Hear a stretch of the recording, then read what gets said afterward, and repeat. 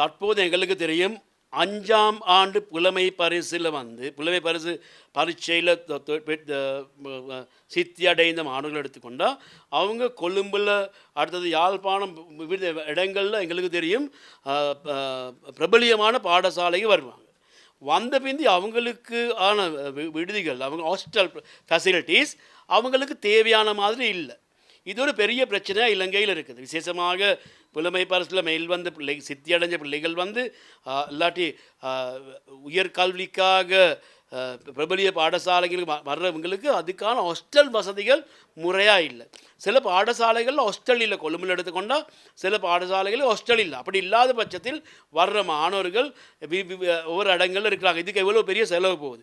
அரசு இது சம்மந்தமாக விசேஷமாக தேடி பார்த்து அதுக்கான செயல்பாடுகள் செய்ய வேணும். எங்களுக்கு தற்போது எடுத்துக்கொண்டால் இப்போ ராயல் காலேஜ் ஹாஸ்டல் எடுத்துக்கொண்டால் மாணவர்கள் ஒரு 300க்கு மேலே பேருக்கு தான் இருக்கிறாங்க. அதுக்கும் பார்க்க மாணவர்கள் அதுக்கு வர்றதுக்கு தயாராக இருக்கிறாங்க. ஏனைய ஸ்கூல்கள் எடுத்துக்கொண்டால் பார்த்தோன்னா தேர்ஸ்டன் இப்படி பாடசாலைகளுக்கு கூட வருகை தர்றதுக்கு எதிர்பார்க்குற மாணவர்கள் இருக்கிறாங்க. எங்களுக்கு எடுத்துக்கொண்டால் ராமநாதன் லேடிஸ், அடுத்தது ஹிந்து காலேஜ், இப்படி பாடசாலைகளுக்கு கூட வர்றதுக்கு பிள்ளைகள் இருக்குது. இப்போ இப்படியானவங்களுக்கு ஹாஸ்டல் வசதிகள் செஞ்சு அந்த பாடசாலை மாணவர்கள்ட்ட கல்வியை மேலெடுக்கிறதுக்கான ஒரு செயல்பாடு அரசு போக வேண்டும்.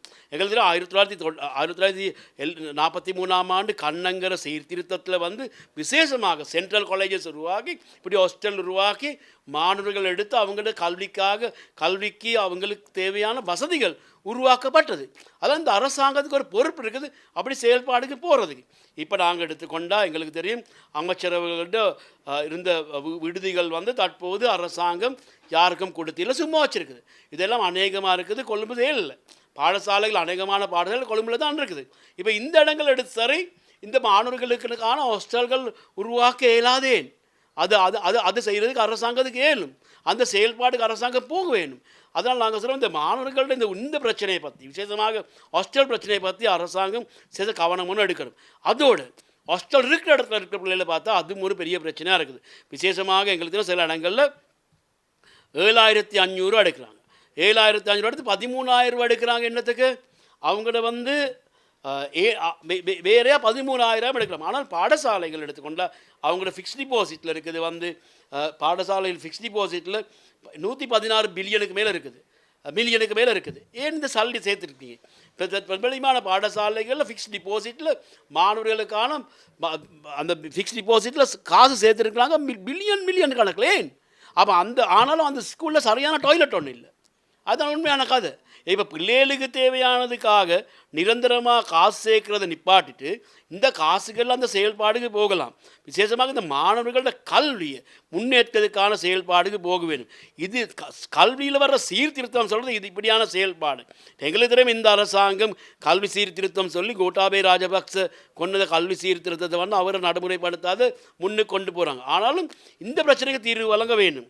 அதோடு எங்களுக்கு தெரியும் இந்த பாடசாலைகளில் இங்கிலீஷ் மீடியம் கல்விக்காக பெரிய ஒரு போட்டி இருக்குது. இப்போ இதுக்கு அரசாங்கம் என்ன செயல்பாடு செஞ்சுருக்குது? இந்த இங்கிலீஷ் மீடியம் எஜுகேஷன் அரச பாடசாலைகளில் கொண்டு வர்றதுக்கு என்ன செயல்பாடு? ஒரு செயல்பாடும் இல்லை.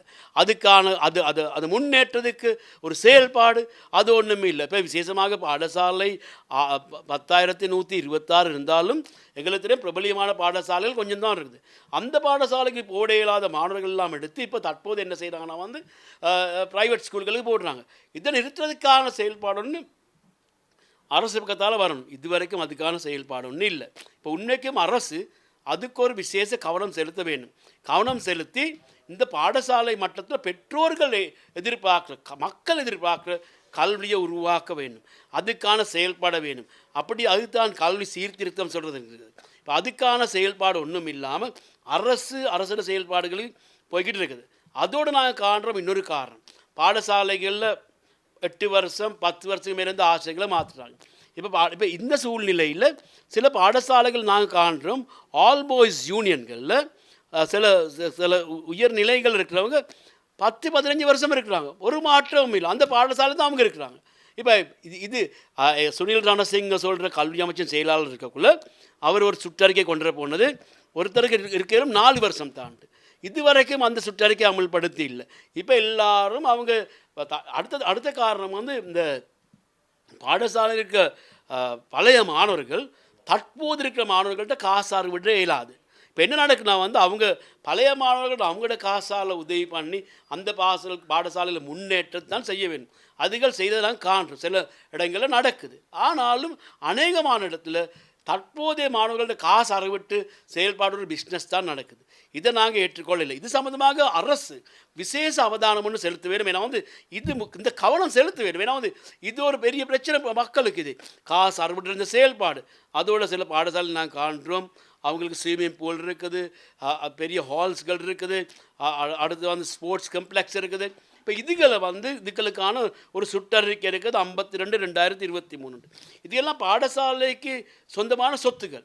இப்போ அந்த சொத்துக்களை அந்த சுற்றறிக்கையை அமல்படுத்தாமல் சில பாடசாலைகளில் இந்த ஸ்போர்ட்ஸ் காம்ப்ளெக்ஸ் அடுத்தது ஸ்விம்மிங் பூல் எல்லாம் பழைய மாணவர் சங்கத்தால் தான் நடத்துகிறாங்க. அது கம்பெனியாக ரெஜிஸ்டர் பண்ணியிருக்குது. இதெல்லாம் பிள்ளை. இப்போ இந்த பிழைகளை திருத்துறதுக்கு தான் இந்த அரசாங்கம் இருக்குது. அரசாங்கம் இந்த பிழைகளை திருத்துறது இல்லை, பிரின்சிபல் மேலே பழிய போடுறாங்க. நீங்கள் இதை திருத்துங்கன்ட்டு அவங்களுக்கு திருத்த இயலுமா? அவங்க தற்போதைய அந்த ஆல் பாய்ஸில் அந்த அடக்கத்துக்கு கீழே அவங்க இருக்கிறாங்க. அதனால் அரசு இது சம்பந்தமாக விசேஷ அவதானம் செலுத்த வேணும். இந்த கவனத்தை செலுத்த இல்லாட்டி இது ஒரு பெரிய பிரச்சனையாக போகும். இதை என்னவோ தற்போது இதை மாற்றணும். இந்த கல்வியில் இருக்கிற இதை காலமாக இந்த செயல்பாடுகளை மாற்றுறதுக்கான செயல்பாடுகள் அரசு செய்ய வேணும். அப்படி இல்லாத பட்சத்தில் இது முன்னுக்கு போக இயலாது. அதனால் நாங்கள் இந்த கல்வி சம்பந்தமாக காசு அறுவடுற செயல்பாடுகளும் நடந்துகிட்டு இருக்குது. இதெல்லாம் நிறுத்த வேண்டும். இப்போ சில பிரபலியமான இப்போ சாதாரண நேற்று ஒரு பிரபலியமான பாடசாலையில் நாங்கள் கண்டோம் 3 தட்டிலிருந்து ஒரு மாணவர் கீழே விழுந்தது. இப்போ இது உண்மைக்கும் எங்களுக்கு வந்து நாங்கள் இப்படியான செயல்பாடுகள் பாடசாலையில் நடக்கிறது ஒரு பெரிய பிரச்சனை. இப்போ நாங்கள் காண்றோம் சிறிய ஒரு பாடசாலையில் இப்படி ஒரு செயல்பாடு நடந்திருந்தால் இன்றைக்கு அந்த ஆசிரியர் அதிபர் எல்லார் சம்பந்தமாகவும் பேசி பெரிய ஒரு பிரச்சனை உருவாகி இருக்கும். ஆனாலும் பிரபலியமான பாடசாலை இப்படி நடக்கல, யாரும் பேசுறது எல்லாம் மறைக்கிறது. ஏன் இப்படியான செயல்பாடுகள் நடந்தால் அதை பேசும் பொருளாக்கி பேசினா தான் அதே மாதிரி செயல்பாடுகள் எதிர்காலத்தில் நடக்காது. அப்படி நடக்காமல் இருக்கிறது இல்லாமல் இதுகளை பற்றி மறைச்சி ஒழிச்சு சிறிய பாடசாலைக்கு ஒரு விதமாகவும் பிரபலியமான பாடசாலைக்கு இன்னொரு மாதிரியும் செயல்படுறது பிழை. அதனால் சமூகம் கூட அந்த செயல்பாட்டில் இறங்கியிருக்கிறதே பிழை. அதனால் நாங்கள் சொல்லுவோம் இதுகளை இந்த செயல்பாடுகளை மாற்றுறதுக்கான அரசு முன்வர வேண்டும். அப்படி இல்லாத பட்சத்தில் இந்த செயல்பாடு முன்னுக்கு போதான்னு தான் நாங்கள் சொல்ல விரும்புகிறோம்.